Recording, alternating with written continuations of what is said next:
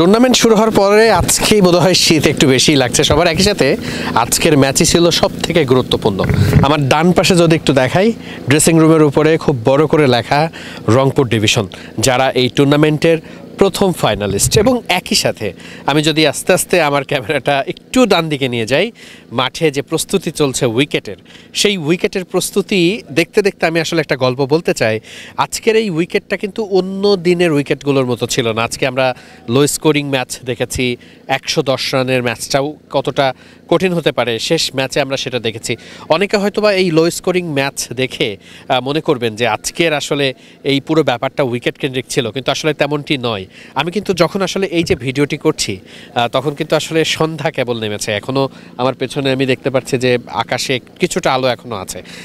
তো এই সময়ে আমাকে কানটুপি পরতে হয়েছে, আমাকে আসলে শীতের পোশাক পরতে হচ্ছে, কারণ প্রচুর ঠান্ডা সিলেটে অলরেডি, মানে সকাল থেকেই যে মেঘলা আবহাওয়া ছিল এবং সেই গ্লোমি আবহাওয়ার কারণে আপনারা হয়তো যখন উইকেটটা দেখাচ্ছিলাম তখন নিশ্চয়ই দেখেছেন যে একটু ঘোলা ঘোলা ভাব, সাদা একটা ভাব বাতাসে আছে। এবং একই সাথে সারাদিন যখন ব্রডকাস্ট হয়েছে, খেলা দেখেছেন, তখনও নিশ্চয়ই সেটা দেখেছেন যে বাতাসটা আসলে একটু আজকে গ্লোমি ছিল, আকাশে একটু ময়েশ্চারটা যেটা বলা হয় যে বেশি থাকে এই সময়টাতে। তো সেই সময়টাতে বলারদের জন্য কিন্তু উইকেটটা বেশ ভালো কাজ করে এবং ব্যাটারদের জন্য অনেকটা কঠিন হয়, কারণ কোনো কোনো বল থেমে আসে, কোনো কোনো বল একটু কুইক আসে। সব কিছু মিলিয়েই সেমিফাইনাল ম্যাচ তো আবার তার একটু প্রেশার থাকে, মেন্টাল প্রেশার থাকে। সকালের ম্যাচটা ছিল এলিমিনেটর, যেই ম্যাচে হারলেই সেই দল আসলে বাড়ি, এবং বাড়ির পথ ধরেছে চট্টগ্রাম। আসলে তামিম ইকবাল খান প্রথম দিকে খেলেছেন, তারপর তিনি চলে গেছেন। এরপরে আসলে দলটার যে আসলে একটা ছন্দপতন ছিল, তারা যে নিয়মিতভাবে জিততে পারেনি, সেই ইম্প্যাক্ট বা সেই প্রভাব আজকেও আমরা দেখেছি।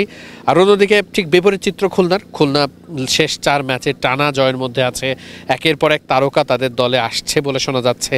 আজকে রাতে মুস্তাফিজুর রহমান আসছে বলে আমরা জানতে পেরেছি, নিশ্চয়ই সেটাও হয়তো আপনারা মিডফিল্ডের পর্দায় দেখতে পারবেন। সব কিছু মিলিয়ে খুলনা এখন কোয়ালিফায়ার 2-তে চলে গেছে এবং আজকের প্রথম সেমিফাইনাল বা প্রথম কোয়ালিফায়ার রাউন্ড থেকে রংপুর চলে গেছে প্রথমবারের মতো ফাইনালে। এটা কিন্তু একটা অ্যাচিভমেন্ট বলবো, কারণ এনসিএলের যে প্রথম আসর এটা হচ্ছে টি-20, সেখানে রংপুর প্রথমবারের মতো ফাইনালে। এমন একটা দল ফাইনালে, যে দলের আপনি যদি তারকার খ্যাতি চিন্তা করতে যান, আকবর আলী বাদে হয়তো আপনি সেই নামগুলো খুব একটা উপরে রাখতে পারবেন না, অথচ আলাউদ্দিন বাবু, নাইম ইসলাম কিংবা এমন সব ক্রিকেটার, আরিফুলের মতো ক্রিকেটার যারা কিনা আসলে আন্ডার রেটেডই থাকে সবসময়, তারা যে একে অ্যাজ এ টিম হিসেবে খেলে একটা দলকে ফাইনালে নিয়ে গেছে, এটা কিন্তু একটা বিগ অ্যাচিভমেন্ট। এবং নিশ্চিত করেই সেকেন্ড যারা আসলে কোয়ালিফায়ারটা খেলবে, ঢাকা মেট্রো, তারাও এই টুর্নামেন্টের খুবই ভালো একটা দল, যারা অ্যাজ এ টিম হিসেবে পারফর্ম করেছে। আনলাকি ছিল তাদের জন্য দিনটা, তারা আরেকটা চান্স পাচ্ছে, কিন্তু আসলে তাদেরকে মুখোমুখি হতে হবে খুলনার বিপক্ষে, যারাও খুব ভালো রিদমে রয়েছে। সব কিছু মিলিয়ে আসলে টুর্নামেন্টের এমন একটা মোমেন্টে আমরা অবস্থান করছি, যে জায়গাটাতে আসলে প্রত্যেকটা পরতে প্রত্যেকটা ওভারে বলে আসলে উত্তেজনা, পরের রাউন্ডে যাওয়ার বা ফাইনালে যাওয়ার তাড়না, সেটা কিন্তু আসলে খুবই দারুণভাবে রোমাঞ্চিত করছে। সিলেট আন্তর্জাতিক ক্রিকেট স্টেডিয়ামে এই পুরো ব্যাপারটা আসলে আমরা যখন দেখছি এবং আমরা আপনাদেরকে জানাতে পারছি, পুরো বিষয়টাই নিশ্চয়ই খুব ভালো অনুভব করতে সাহায্য করছে।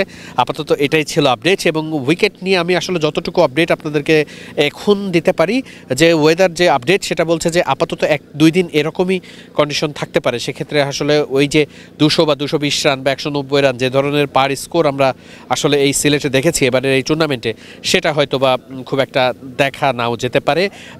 হয়তোবা আমাদেরকে এই 150, 160 কোনো কোনো ক্ষেত্রে তারও নিচে স্কোর হওয়ার একটা সম্ভাবনা থাকবে। আর নিশ্চিত করেই কালকের ম্যাচটা খুবই গুরুত্বপূর্ণ। কালকের ম্যাচে যারা জিতবে, হোক সেটা খুলনা অথবা ঢাকা, তারাই রংপুরের বিপক্ষে প্রথমবারের মতো ফাইনালে মাঠে নামবে এনসিএলের এই পর্দায়।